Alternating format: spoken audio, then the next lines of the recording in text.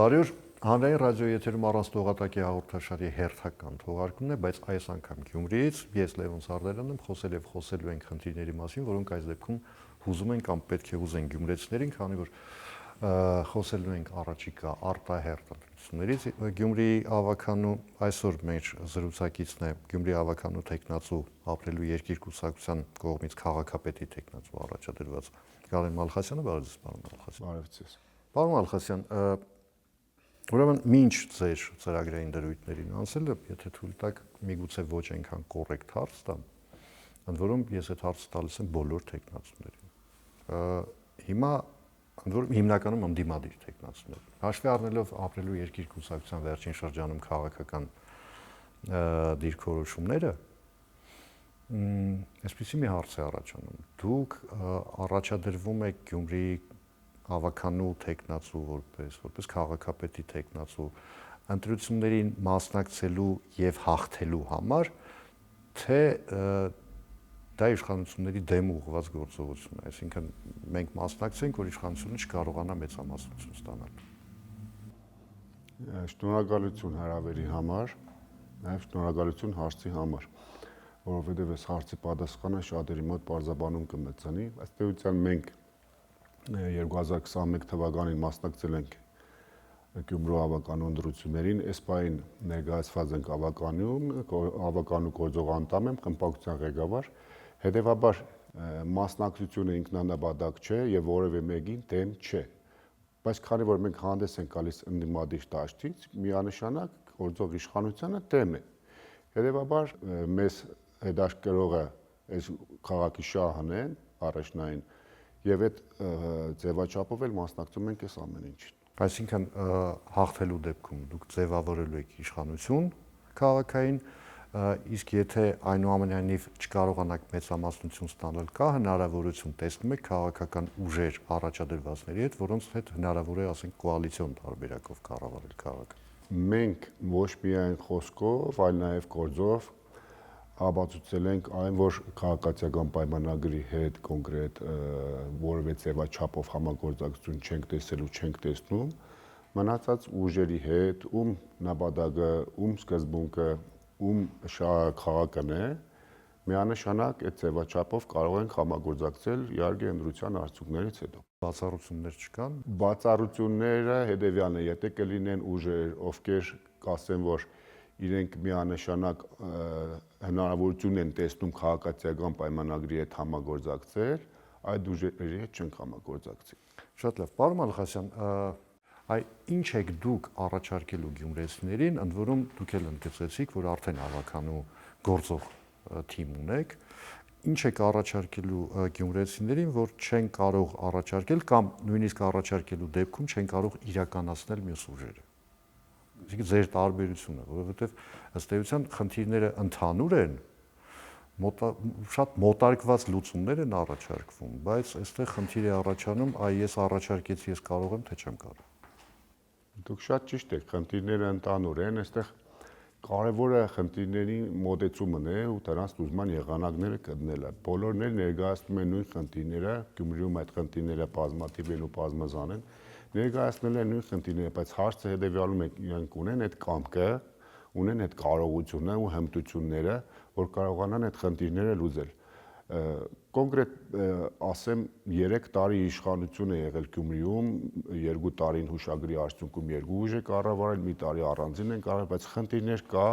որոնք եկել են, մնացել են ու շարունակում են այդ խնդիրները, այսինքն դա ինչի արդյունք է ու բոլորի ծրագրային դրույթներում այդ խնդիրների մասին խոսվել է, որոշակի լուծումներ են ներկայացվել, մի դեպքում իրատեսական, մի դեպքում անիրատեսական, բայց ըստ էության ոչ այդ իրատեսական ներկայացվածն է լուծվել, ոչ էլ անիրատեսականը։ Հետևաբար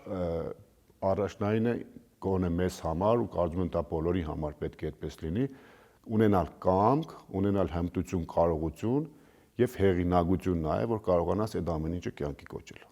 Անիրատեսական խնդիրները դնում ենք մի կողմի վրա, լուծման եղանակները նկատի ունեմ։ Իրատեսական լուծումները ինչի չեն իրագործվել ըստ ձեզ։ Դե այդ հարցը երևի իշխանություններին ուղենք, օրինակ իրենց նախորդ ընտրություններին մասնակցելու խոստումներ են տվել, որ կառուցել են կացարաններ շների համար, տրանսպորտը աշխատելու է մինչև ժամը 24-ը, ու չթվարկեմ գոնե 2 դեպքի վրա կենտրոնանանք, հիմա 3 տարի անցել է, մենք չունենք կացարաններ շների համար, բնակչությունը 2021 թվականին, երբ որ մասնակցում ենք ընտրություններին, հարցումների արդյունքում մի զարմանս ինձ մտածում եմ, որ ավելի շատ պետք է առաջնահերթ լիներ տնագներում բնակվելու խնդիրը, բայց պարզվեց շների հարցն է առաջնահերթ, 3 տարի անցել նույն խնդրի առաջ էլի կանգնած ենք, մարդիկ ավելի շատ խոսում են շներից, շների վտանգավորությունից, քան թե տնագներում բնակվելուց։ Բայց ես բազմաթիվ բողոքներ եմ լսել, որ ոհմակներով են շրջում շները, այսինքն ըստ էության դա խնդիր է, որը պետք է լուծվի։ Բայց անօթևան մարդիկ ոհմակներով չեն պատտվում, ոչ ոքի չեն։ Անօթևան մարդը 30 տարի, 7 տարի տնագում է բնակվում, մոռացել է այդ խնդիրը, այսօր շներից է խոսում, հենց ասածս դրան է վերաբերում։ Ու այստեղ գալիս ենք այդ կամքին ու կարողությանը, նույն ձևաչափով իշխանությունները փոխքաղաքապետի դեմքով գնում են Երևան, նկարվում են այդ կացարանում, մեխանիզմներն էին ներկայացնում եւ այլն, հիմա նույն պաշտոնակատարը նույն ձևաչափով ընտրություններից առաջ գնում է Երևան, նկարվում է ու նորից նույն խոստումները։ Ես չեմ ասում թե հետո ինչ է լինելու, բայց արդեն որ իրենք վստահելի չեն, այդ փաստ է մեզ համար կոնե։ Նույն տրանսպորտի հետ կապված խնդիրը, ասել են որ մինչև ժամը 24-ը աշխատելու է, հիմա ասում են գիտեք ինչ կա, ծմռանը աշխատելու է 9:30, ամառը մինչև 10:30 ու արդեն այդ մի ծափ մի ողջունելի խոսք եւ այլն, այսպես մոռացել ենք, որ մինչև 24-ն են խոստացել, մեր հիշողությունը այդքան կարճ է։ Դրա համար մենք այդ ամեն ինչի մեջ լինելով, ես երկար տարիներ աշխատել եմ սոցիալական ոլորտում, մասնակցելով 21 թվականին մասնակցելով ուսումնասիրել եմ խնդիրները, հասկացել եմ, քննարկել եմ իրազեկ մարդկանցից թիմ մասնագետներին ի նկատի ունեմ, մտել եմ այդ պայքարի մեջ, բայց այսօր ես այդ ամեն ինչը արդեն ներսում եմ հասկացել, իմ փորձից ելնելով եւ այդ տարբերությունը դրանում է կայանում, որ հիմա էլ կան մարդիկ, ովքեր նոր են մուտք գործել թիմ համակարգ, այդ տարբերությունը կայանում է դրանում, մենք այդ խնդիրները արդեն խորքային ենք պատկերացնում, որոշակի խնդիրների նաեւ լուծումներ ենք առաջարկել, որոշակի խնդիրների հասել ենք այն նպատակին, որ այդ խնդիրները լուծվել են, որոշներն չի լուծվել անկախ մեր կամքից, բայց հենց այդ է կարևոր, որ մենք խորքային տիրապետում ենք, ունենք հմտություններ, կառավարման կարողություններ ու խնդիրները միանշանակ լուծվելու են։ Քանի որ խոսք գնաց անօթևանությունից, տեսեք, թվային պատկեր ասեմ, հիմա Գյումրիում կա շուրջ 2800 մարդ, որոնք ըստ էության անօթևան են, այսինքն հա թվում է թե տնակներում են ապրում, բայց այդ տնակները չմոռանանք, որ 88-ից հետո տրամադրվեցին 2 տարի ժամկետով։ 88-ից անցել է շատ ավելի քան 2 տարի, 2800 մարդ տնակներում շարունակում է բնակվել, 80-ից 90 վթարային շենք կա, որոնց մի մասը 4-րդ կարգի վթարային են, ընդ որում 3-ը դեռ բնակեցված են։ Այսինքն այն մնացածը կանգուն են բնակեցված չեն, 3-ում մարդիկ են բնակվում եւ այդ մարդկանց խնդիրը ոչ մի կերպ լուծել չի կարող, հնարավոր չի դառնում, որովհետեւ նախկինում մինչեւ այս վերջերս համայնքային եւ գործադիր իշխանության միջեւ այսպես համաձայնություն չկայացավ, որ այդ մարդկանց ինչ-որ ձևով փոխհատուցել կամ նոր բնակարաններ տրամադրել։ Դուք ինչպես եք պատկերացնում այս խնդրի լուծումը, որովհետեւ համաձայն եք, որ այս խնդիրը շատ ավելի սուր է կանգնած Գյումրիում, քան ասենք Վանաձորում կամ Սպիտակում։ Ցավոք դա փաստ է, որ Գյումրիում կա 2800 տնակ եւ ավելի, եթե ճիշտ եք ուզում իմանալ, անընդհատ մարդիկ կան, որ Գյումրիում չեն, դուրս են հանրապետությունից, բայց ըստ էության տնակները կա, գնում գալիս են հաշվի առնելով պայմանները։ Խնդրի լուծումը նախանշվեց, որ կառավարության որոշման համաձայն պետք է որոշներին փոխհատուցում տրամադրվի, որոշներին բնակարաններ տրամադրվի, կան դեպքեր, որ ընտանիքները բազմամարդ են դարձել, այսինքն երկրաշարժին 4 հոգուց է բաղկացած, անձից է բաղկացած եղել ընտանիքը, հիմա աճել է ընտանիքը, մեծացել է, պարզ է, որ բոլորով չէին կարող կորցրել են 1 սենյականոց կամ 2 սենյականոց բնակարան, բոլորով չէին կարող ապրել, տուն են տվել, մի մասը գնացել է, մի մասը մնացել է, յուրահատուկ է Գյումրու խնդիրները, հանրապետությունում այդպիսի չեմ կարծում, որ քաղաք կամ համայնք կլինի, որը նույնատիպ խնդիրներ ունենա, ինչ որ Գյումրուն է խնդիրները, այստեղ շատ խորացված է, շատ առարգայական է ավելի։ Ես ներողություն եմ խնդրում, էլի, գյումրեցիների հետ երբ խոսում ենք, որ թեմայով խոսում ենք, գյումրեցիները պնդում են, մեր խնդիրները տարբեր են։ Ինչու՞։ Ինչով են տարբեր։ Հենց դրանով են տարբեր, որ այստեղ մենք երկրաշարժ ենք տեսել։ Վանաձորում էլ են տեսել, Սպիտակում էլ են տեսել, Սպիտակից ընդհանրապես ոչինչ չէր մնացել։ Չէր մնացել։ Դե համեմատության կարգով հիմա Սպիտակում բնակչության հաշվարկով մենք ես թվերը հիմա չունեմ, բայց համոզված եմ տարբերություն կա։ Սպիտակում ավելի քիչ է այդ խնդիրը, քան Գյումրիում ավելի արդայդիչ է խնդիրը։ Խոսքս դրան է վերաբերում։ Եվ մենք ինչ ենք անում, այս խնդիրները դա քաղաքի իշխանությունների լուծելի խնդիրը չէ, բայց քաղաքի իշխանություններն իրենց որոշակի դերակատարում պետք է ունենան, գոնե առնվազն այն ձևաչափով, որ կարողանան կառավարությանը այս խնդիրը ճիշտ ներկայացնել ու գնալ այդ խնդրի հետևից լուծումը տալ այս խնդրի, թե չէ, գիտեք ինչ կա, ես մի անգամ ասել եմ, էլի կասեմ, ամեն տարի դեկտեմբերի 7-ին գալիս բոլոր տեղերից եւ կառավարություն, իշխանություն գալիս գլուխ են խոնարհում երկրաշարժի զոհերի հուշարձանի առջև, ասում են հարգելիներս, միայն գլուխ խոնարհելով այս հարցը չի լուծվում, այդ մի օրը չէ, որ մենք պիտի հիշենք, մենք այդ երկրաշարժի զոհերի հիշադակը հավերժացնելու, հիշելու հարգանքի տուր կմատուցելու ունենք, երբ որ բոլորին տնագից դուրս կբերենք ու մարդիկ կապրեն նորմալ պայմաններում։ Լուծումների մասին ասեմ, լուծումը մենք տեսնում ենք միանշանակ այս ձևաչափով սոցիալական բնակարանաշինության, բայց այդտեղ պետք է նաև իշխանությունների կառավարությունը մեծ դերակատարում ունենա, ինչի հիպոթեկային տարբերակով, այսինքն նախկինում սովետական ժամանակահատվածում կոոպերատիվները ոնց եղել, մարդիկ որոշակի գումար են վճարել եւ այդ բնակարանը հատկացրել ունի։ Հիմա այստեղ մեխանիզմ կա, շատ դետալների մեջ մտնենք, հիպոթեկային տարբերակով, որ կառավարությունը որոշակի սուբսիդիա տրամադրում քաղաքացուն, քանի որ պարտականություն ունի եւ բնակարան տրամադրելու թեկուզ եւ փոխհատուցում, որ իրեն ասում է գնա 2 տարի բնակվի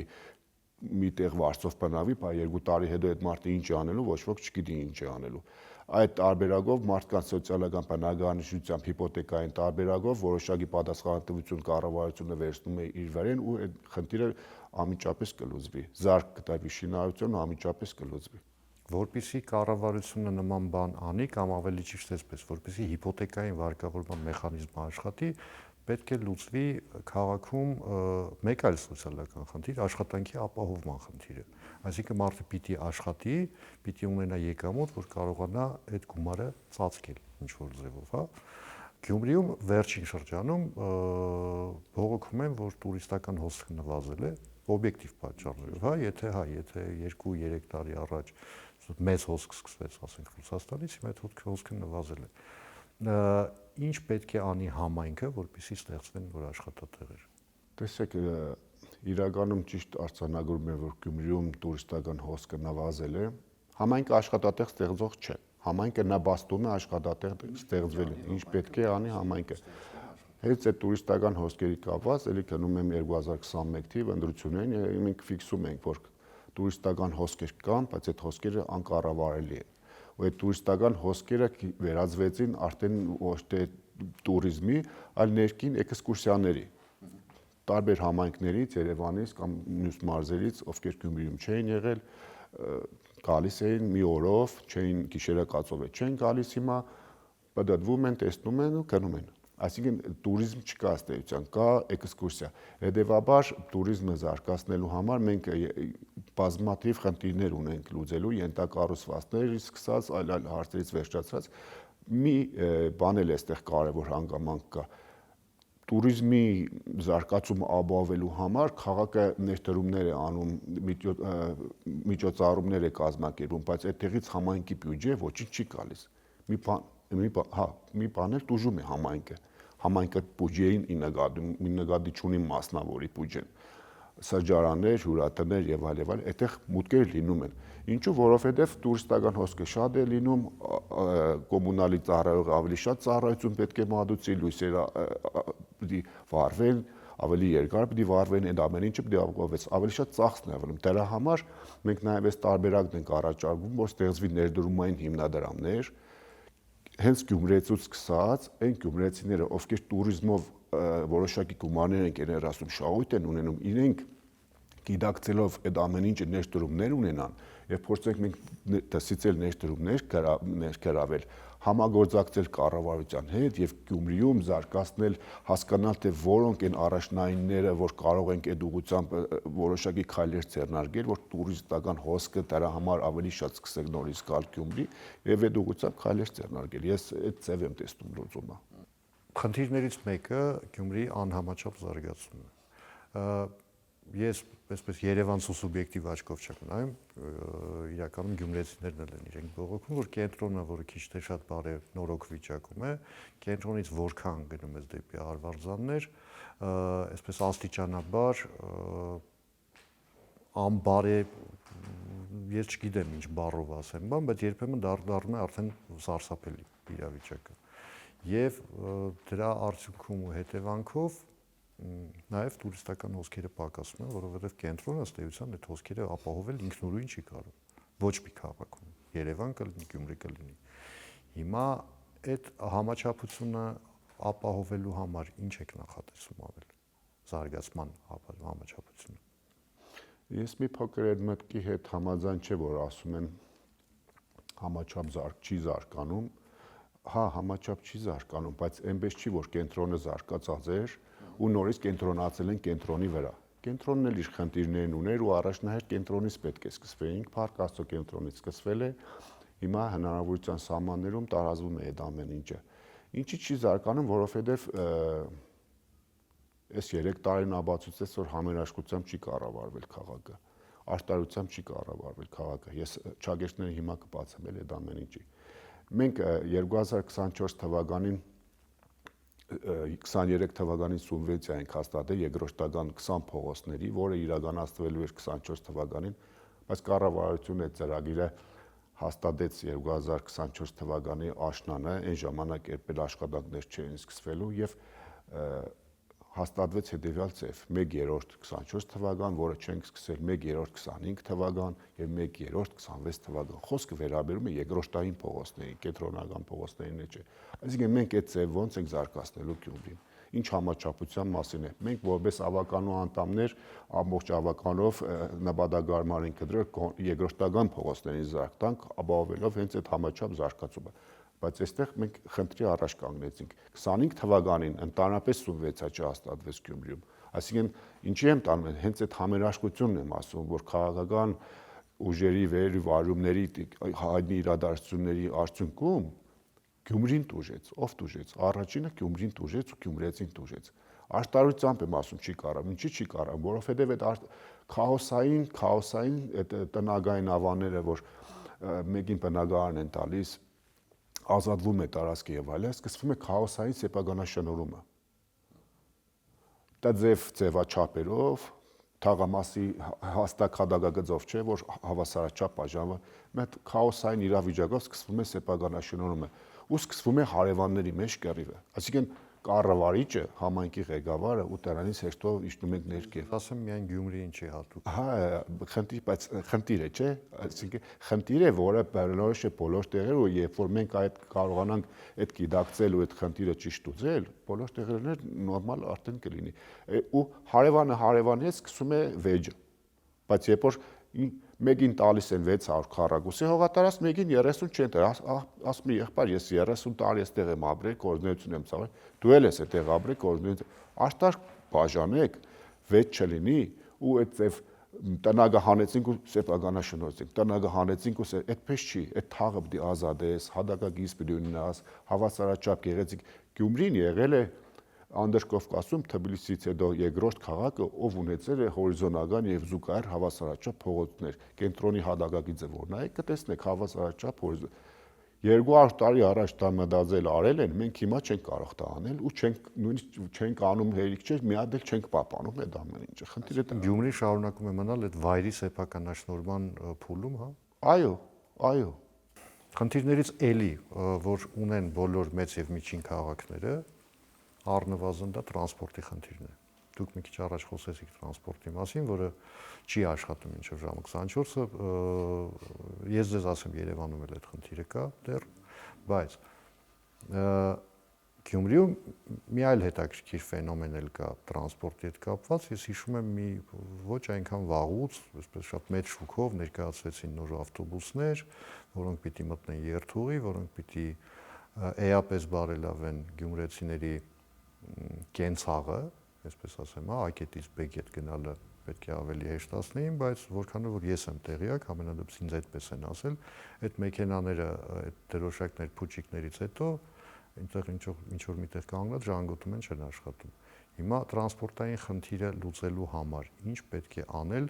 ընդ որում սա երևի բարդագույն խնդիրներից մեկն է, ես դա ասում եմ արդեն Երևանի փորձով։ Տեսեք, Գյումրիում ընդհանրապես տրանսպորտը շատ վատ վիճակի մեջ էր, մենք գազելների մագարտակով, կոտրված գազելների մագարտակով շարունակում ենք։ Նախորդ ավականու ժամանակ սուբվենցիոն ծրագրով ձեռք էր բերվել 60 էլի գազելներ, բայց կոնե նոր գազելներ։ Շատ դժվարությամբ կարողացան այդ գազելները երթուղի մտցնել։ Մենք ու որոշակի երթուղիներ սպասարկում էր էլի մասնավորի կողմից կոտրված գազելներով։ Այս խնդիրը շատ ակտուալ էր ու անընդհատ փողոքներ, ավականով ներկայացվեց նախագիծ, որ եւս 20 հատ էլ ձեռք բերենք սուբվենցիոն ծրագրով կարողանանք ընդհանուր ցանցը ապահովել։ Թեժ քննարկում տեղի ունեցավ իմ եւ իմ մյուս գործընկերների շնորհիվ այդ 20-ը հասկանալ որ բավարար չէ, որոշեցինք միտեղ տնտեսել, մի քիչ սպասել, այլ ունենալ ամբողջական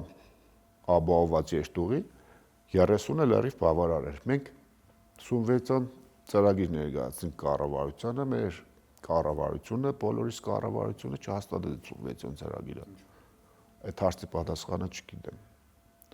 Ես էլ եմ հետաքրքրվել այդ հարցի պատասխանը, ենթադրություններ ունեմ, չեմ ուզում ենթադրություններով խոսել։ Այդ հարցի պատասխանը ինձ թվում է քաղաքական էր։ Հիմա նույնը այդ ծրագրով, որոնք որ ձեռք են բերել եւ Վանաձորը եւ Գյումրին, այդ ավտոբուսները կանգնած են Գյումրի ավտոբուս ՓԲ-ի բակում, ես այդ հարցը նույնպես բարձրացրել եմ, պատճառաբանություն, այստեղ պետք է ավականունիստ գումարվեր եւ այդ ավտոբուսները ընդունենք որպես համայնքի գույք, որ կարողանային շահագործվել, ու այս պահի իշխանությունները պատճառաբանում են, որ իրանք էլեկտրական են, պետք է լիցքավորվի,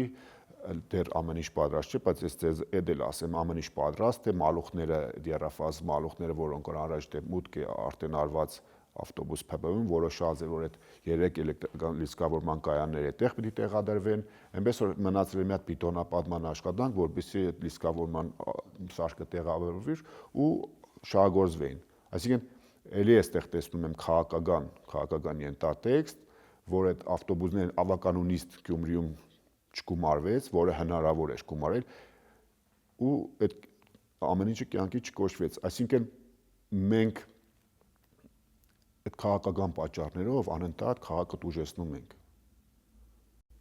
Ժողովրդի լեզվով ասած ծուգը գլխից է հոդած, բայց չի կարելի չէ այդ ձև անել։ Մեր բոլորի քաղաքն է, մեր բոլորի երկիրն է, մենք բոլորս էլ սիրում ենք մեր երկիրը, մեր քաղաքը։ Դրա համար անհրաժեշտ էլի եմ ասում համերաշխությամբ կառավարել քաղաքը ու մենք շատ մեծ արդյունքներ կապահովենք։ Համերաշխությամբ կառավարելու դեպքում տրանսպորտային ինչ միջոցներ են անհրաժեշտ Գյումրիում տրանսպորտային խնդիրը կամ եթե կուզեք կոլապսը վերացնելու համար։ Ես կոլապս բառի հետ համաձայն չեմ, բայց տրանսպորտային խնդիրը լուծելու համար անհրաժեշտ է։ Պես չէ, բանը մոդայիկ բառը։ Հա, ինչին մատները ձեռներս գցում են կոլապսը։ Շատ բարի։ Տրանսպորտային խնդիրը լուծելը հնարավոր է, այստեղ նաև պարկի թարմացումը մենք անընդհատ պետք է թարմացնենք։ Մեր ծրագրով կոնկրետ մենք նախատեսել ենք ոչ թե միկրոավտոբուսներ ձեռք բերել, գազելներ ձեռք բերել, այլ մինի ավտոբուսներ ձեռք բերել, որ ավելի հարմար է քաղաքի բնակչությանը, եւ նաև ապահովել ներառականությունը, ինչի, որովհետեւ մենք ձեռք ենք բերել 60 միկրոավտոբուսը, բայց այդ 60-ից երկուսն է ապահովված հաշմանդամություն ունեցող կարիք ունեցողների համար, այդ հաշմանդամություն կարիք ունեցող մարդը ինչ սпасելու է թե այդ մի գազելը երբ է գո, ու ըստ էության այդ երկուսն է կանգնած են պարկում, չեն էլ շահագործում։ Ունենք ու չունենք այդ վիճակն է, էլի այդ ամեն ինչը։ Այդ խնդիրներին ցավացող, մտահոգ Գյումրին հասկացող մարդ է պետք, որ ամեն խնդրի հետևից գնա ու լուծի խնդիրը։ Խնդիր լուծող է պետք, այդքան բան։ Այսօր ես շրջում էի քաղաքում, մինչև ձեզ հետ հանդիպելը, եւ չեմ կարող չնկատել, որ Գյումրին շատ փոշոտ։ Եվ քանի որ ես ինքս էլ տեղական ինքնակառավարման մարմիններում աշխատելու փորձ ունեմ որոշակի, այսպես կարող եմ հուշել կամ ասել դա ինչից է։ Նախ շատ քիչ են ջրային ավազանները առաջին հերթին, եւ երկրորդը ես վերջերս մի ուսումնասիրություն էի նայում, որի արդյունքները Գյումրիի մասով չեմ ասի մտահոգիչ են, իրենք չափազանց վտանգավոր են որպես այդպեսին, որովհետև